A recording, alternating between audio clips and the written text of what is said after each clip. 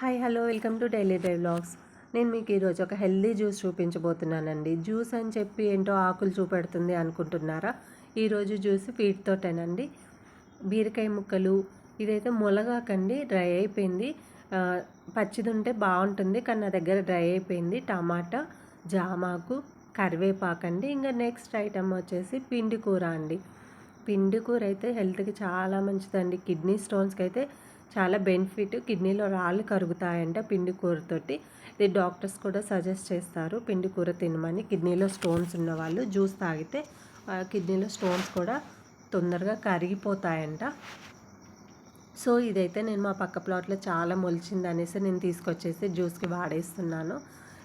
అంటే డైలీ ఏదో ఒక ఆకుకూర అండి, తోటకూర, పాలకూర, ఇలాంటివి ఏదైనా సరేనండి. నేను ఒక 4 ఆకులు వేసుకుంటే చాలండి, అన్నీ మనకి వచ్చేస్తాయి జ్యూస్లోనే. నేను రెగ్యులర్గా ఓన్లీ ఈ ఐటమ్సే వాడతానని అయితే ఏమీ లేదు. బీరకాయ, సొరకాయ ముక్కలు, క్యారెట్, బీట్రూటు, పుదీనా, కొత్తిమీర, ములగాకు, జామాకులు, ఇలాంటివి ఏది ఉంటే అదే అండి.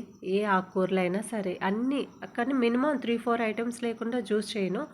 అన్నీ ఏదో ఒక ఐటమ్ని వేసి, కానీ అందులో కంపల్సరీ టమాటా ఉంటుందండి, వేసి జ్యూస్ చేస్తాను. మార్నింగ్ పిల్లలు కూడా త్రాగుతారండి. కొంచెం టేస్ట్ డిఫరెంట్గా ఉంటుంది టమాటా వేయకపోతే. టమాటా వేస్తే టేస్ట్ కొంచెం టమాటా జ్యూస్లా ఉంటుంది కాబట్టి పిల్లలు కూడా కొద్దిగా విసుకోకుండా త్రాగుతారు.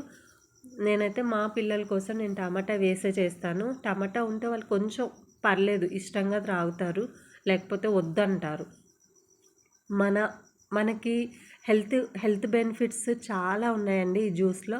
లేడీస్కి, వర్కింగ్ ఉమెన్స్కి అసలు టైం కూడా ఉండదు ఈ జ్యూస్ చేసుకునే అంత. కానీ నేనైతే చేసుకుంటానండి. నేను వర్కింగ్ ఉమెనే కానీ నేను జ్యూస్ చేసుకుంటాను. నా హెల్త్ బాగుంటేనే మా ఇల్లు బాగుంటుంది అనేది నేను నమ్ముతాను. నా హెల్త్ బాగాలేదు అంటే నా ఫ్యామిలీ మొత్తం డల్ అయిపోతుంది.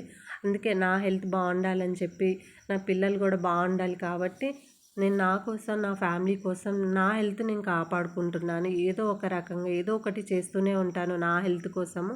లేకపోతే నా పిల్లలు, నా హస్బెండ్ ఇంకా అంతే డల్ అయిపోతారు.